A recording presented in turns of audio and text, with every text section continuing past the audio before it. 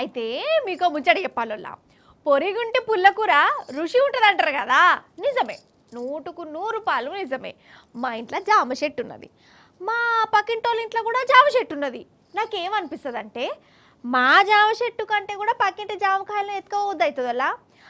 అట్లా అని మా జామకాయలు మంచిగా ఉండయి అని చెప్తలేను. నాకెందుకో ఇక అలా జామకాయలను నాకు తెంపుకోబుద్ది అవుతుంది.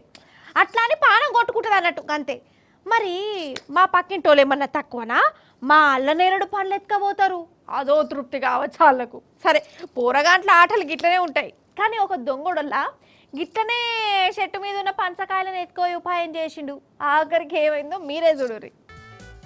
ఈ దొంగలు పాడుగాను కాదోల్లా, దొంగతనం చేస్తే గట్టిగా చేయాలి, అంతేగాని దొంగల సంఘం ఇజ్జత అయితే తీయద్దు కదా.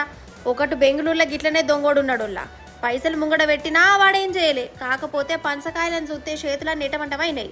వాటిని కొట్టేద్దామనుకున్నాడు, రయ్య చెట్టెక్కిండు. ఇక పంచపండును పట్టిండు, కానీ ఏం ఫాయిదా, ఆ చెట్టుల్నే ఇరుక్కపోయిండు. వాడు ఎక్కడైతే ఎక్కిండు కానీ దిగరాలే. ఇక వాడి దొంగతనం లోకమంతా చూసింది. కిందికి దిగుతానేమో జనం కొడతారని భయం, మీదనే ఉంటేనేమో చేతుల గుంజుతున్నాయి. ఇక నరకం అనుకోరాదు. లాస్ట్కు పోలీసు వాళ్ళు వీళ్ళు వాళ్ళొచ్చిరు, వాడిని బతిలాడుకున్నారు కిందికి దిగురా నాయనా అని. ఇక వాడిని కాపాడే ఉపాయం పెట్టుకున్నారు. ఎట్లా కాపాడిరో చూడురిగా.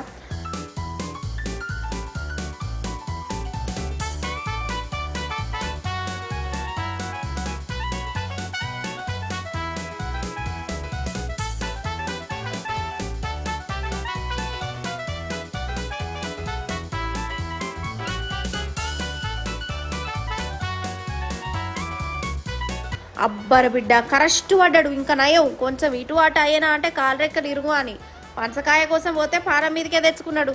ఇట్లున్నారు అక్కడ పోతు దొంగలు.